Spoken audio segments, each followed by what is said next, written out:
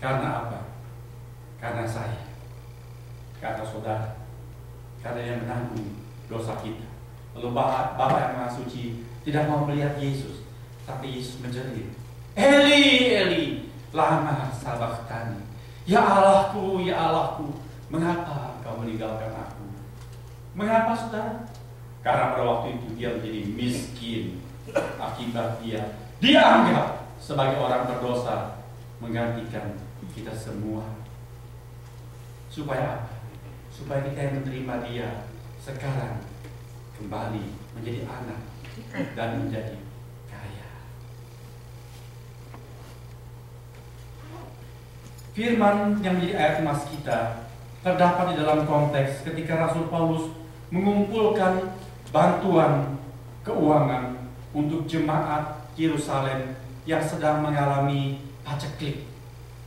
Jemaat itu mengalami bala kelaparan yang panjang, lalu mengalami kesusahan dan kemiskinan.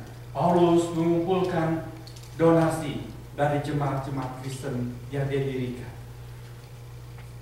Dia menulis surat kepada jemaat di Korintus, mengingatkan mereka, apakah kamu sudah siap pada waktu aku datang untuk mengambil sumbangan-sumbangan itu? Apakah kamu sudah merampungkan yang kamu janjikan? Lalu Paulus menceritakan mengenai jemaat Makedonia. Jemaat di Makedonia, jemaat yang miskin, tetapi heran luar biasa, jemaat yang miskin ini memberi dengan penuh semangat. Mereka mengumpulkan jumlah yang berarti, saudara-saudara. Lalu Paulus berkata, aku menulis surat ini bukan mau memerintahkan kamu supaya kamu membantu orang-orang miskin di Yerusalem, tapi supaya menguji keikhlasan kamu. Marilah kamu melihat jemaat di Makedonia begini miskin, tetapi mereka kaya. Kaya apa? Kaya di dalam kebajikan, suka memberi. Karena mereka sudah diberkati, mereka suka menjadi berkat dan memberi berkat. Kamu yang kaya, masa kamu tidak memberi lebih semangat dari jemaat di Makedonia? Saudara-saudara, ini adalah sebuah kalimat yang menantang. Apa kita, orang-orang yang sudah yakin bahwa kita menjadi anak-anak Allah, kita diselamatkan, kita sudah mengerti arti Natal, aku sudah menerima anugerah Allah, aku adalah anak Allah, aku maha kaya, puji Tuhan. Apa kita yang kaya membuahkan kekayaan dalam kebajikan, kesukaan memberi, kesukaan berbagi, saudara-saudara? Di dalam kenyataan sehari-hari, heran sekali, ada orang-orang yang miskin tapi suka memberi. Ada orang yang kaya, pelitnya luar biasa. Saudara tidak percaya? Firman Tuhan mencatat di dalam Yakobus pasal yang kelima. Saya bacakan buat saudara, saudara tidak usah buka. Surat ini sangat keras sekali. Yakobus menulis, judul yang diberikan oleh Lembaga Alkitab Indonesia adalah peringatan kepada orang-orang kaya. Hai kamu orang-orang kaya, menangislah dan merataplah atas sengsara yang akan menimpa kamu.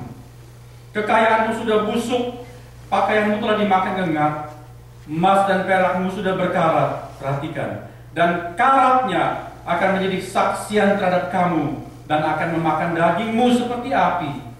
Kamu telah mengumpulkan harta pada hari-hari yang terakhir, tetapi engkau menahan upah dari buruh-buruh yang menuai hasil ladangmu, dan itu sampai ke telinga Tuhan semesta alam yang mendengar keluhan mereka.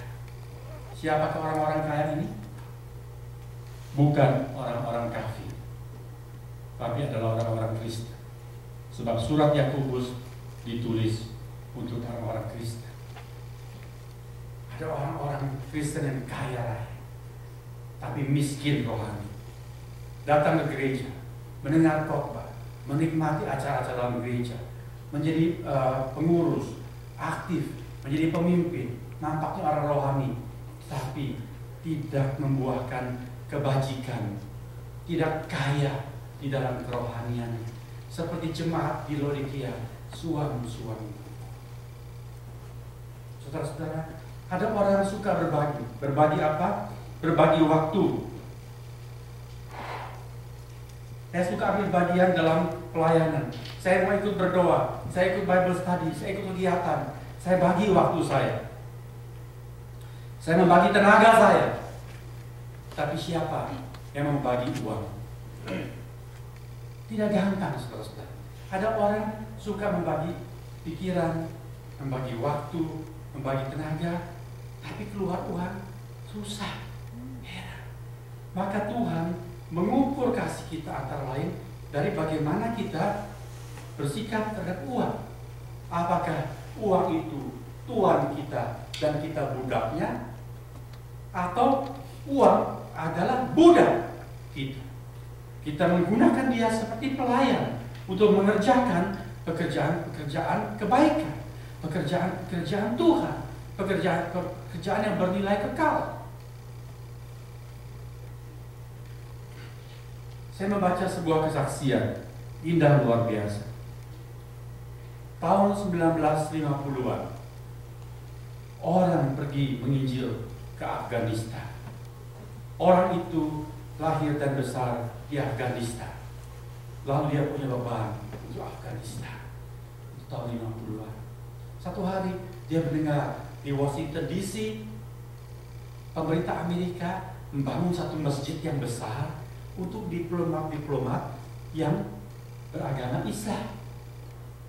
Ketika dia mendengar itu, dia berkata, kalau Amerika membuatkan masjid besar untuk orang-orang Islam, untuk diplomat-diplomat Islam sebab tidak punya tempat ibadah di sana, why not kita di Afghanistan minta supaya pemerintah Afghanistan buatkan satu gereja buat kita orang-orang Kristen yang bertugas di sana, tapi tidak punya tempat untuk beribadah. Sebab itu negara Islam sangat keras sekali. Maka misioneri ini kemudian menulis sepucuk surat, dikirimkan kepada seorang sahabat yang adalah pendeta di dalam kemiliteran. Lalu pendeta itu teruskan suratnya kepada Presiden Dwight Eisenhower. Lalu Presiden Eisenhower baca surat tersebut, dia pikir cocok juga. Jadi ketika dia pergi ke Afgan, bertemu dengan raja di sana, dia mengajukan proposal tersebut. Kami mendirikan masjid buat orang-orang Islam yang menjadi diplomatnya di Washington DC. Why not sekarang kamu izinkan buat satu gereja di sini? Lalu pemerintah Afgan pada waktu itu karena perlu hubungan diplomatik dengan Amerika memberikan izin tersebut. Izin sudah diberikan, tapi tidak ada uang. Siapa yang mau mendesain gereja? Di sini saudara belajar apa artinya kaya dalam pandangan Tuhan. Ada seorang kepala departemen arsitektur di New Zealand. Ketika dia dengar hal ini, dia datang ke Afgan. Lalu dia berkata, aku mau memberikan kemampuan. Lalu dia mendesain gambar gereja untuk bangunan tersebut. Gambar sudah ada, belum ada uang. Lalu ketika orang-orang Kristen di mana-mana dengar hal ini, mereka menyumbang. Bukan cuma orang-orang kaya, tetapi orang-orang miskin juga, saudara-saudara. Gereja kecil di Jepang, anggota cuma 17 orang, ambil bagian, kumpulkan persembahan untuk membangun gereja di Afghanistan. Orang-orang gelandangan, kaum buta di Afghanistan yang dilayani oleh para misioneri jadi orang percaya kepada Tuhan Yesus. Dari uang hasil mereka terima sedekah, koin-koin itu mereka berikan untuk gereja Tuhan. Ya, saudara, kegemaran memberi. Ada seorang istri diplomat dari negara komunis. Ketika dia dengar hal ini, dia datang menemui orang-orang para misioneri ini. Dia berkata, kami dari negeri komunis. Negaraku tidak mengizinkan kekristenan di sana. Tapi aku orang Kristen. Aku ingin memberi berapa yang kamu butuhkan dan memberikan jumlah uang kepada proyek pembangunan gereja. Kalau ada seorang wanita datang dari Amerika khusus ke Afgan, dia berkata, suamiku sudah meninggal dunia. Aku punya warisan. Sekarang aku sedang keliling dunia. Aku mau membagi warisan itu untuk pekerjaan yang bernilai kekal. Aku tidak mau kalau aku sudah meninggal dunia nanti, keluargaku malah perang, ribut, naik ke pengadilan, berebut harta. Aku tidak mau itu terjadi. Kalau aku meninggal dunia, aku belum menuliskan wasiat, uangku akan diambil oleh negara. Aku tidak mau itu terjadi. Aku mau menabung untuk surga. Kamu butuh masih kurang berapa? Lalu dikatakan masih kurang $20.000. Wanita itu memberikan $20.000 untuk merampungkan pembangunan gereja. Dan gereja itu selesailah di Afghanistan pada tahun 1970. Luar biasa, saudara-saudara. Itulah. Dengan cara itu kita menunjukkan bahwa kita ini kaya di hadapan Allah. Bukan cuma kalau kita punya uang. Tidak punya uang pun, asal kita di dalam Tuhan, kita ini kaya. Kaya dengan iman, kaya dengan rahmat, kaya dengan kebajikan. Marilah orang-orang Kristen buktikan bahwa kita ini orang-orang yang sudah diperkaya oleh kemiskinan Tuhan Yesus. Hanya dengan cara itu kita sudah membuktikan bahwa kita mengerti Natal. Kita merayakan Natal tidak sia-sia. Natal punya bukti dalam hidup yang nyata. Jadinya Tuhan menerjemahkan firman ini menjadi berkat buat setiap orang. Amin. Marilah kita berdoa.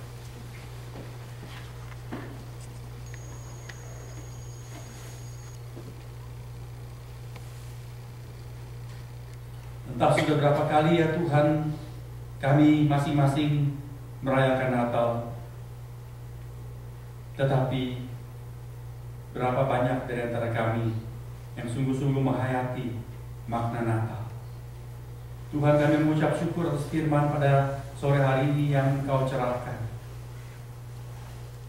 Kami ingin menjadi orang-orang Kristen, pengikut-pengikut-Mu, yang bukan hanya sekedar tradisi merayakan kelahiran Tuhan. Bukan berkali-kali mendengar kisah yang itu-itu lagi, tetapi tidak kunjung mengerti dalam kehidupan yang praktis.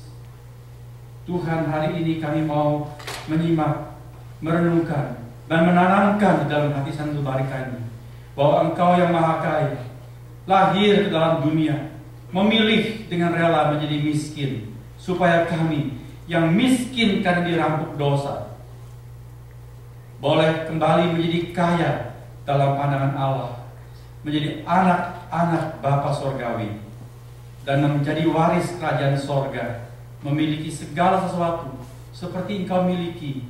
Demikianlah kami pun boleh memilikinya.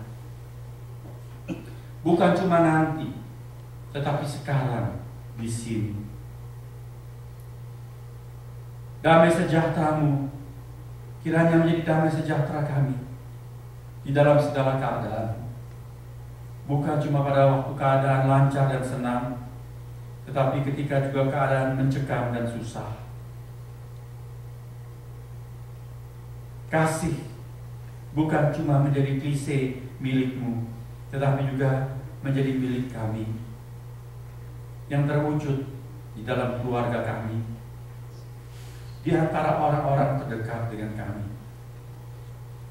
di dalam persaudaraan Kristen. Rahmat-Mu yang Maha Kaya itu juga menjadi milik kami, sehingga seperti Engkau suka mengampuni, kami pun suka mengampuni. Kegemaran-Mu memberi juga menjadi milik kami, sehingga kami suka berbagi. Tuhan, kiranya damai sukacita Natal menjadi bagian kami senantiasa, bukan cuma di bulan Desember, tetapi setiap hari, sepanjang tahun, sepanjang umur kami, selama Engkau mengizinkan kami hidup. Terima kasih Tuhan. Jadikanlah kami penyalur-penyalur berkat-Mu, karena Engkau terlebih dahulu sudah memberkati kami. Untuk kemuliaan Tuhan Yesus Kristus, kami sudah berdoa. Amin.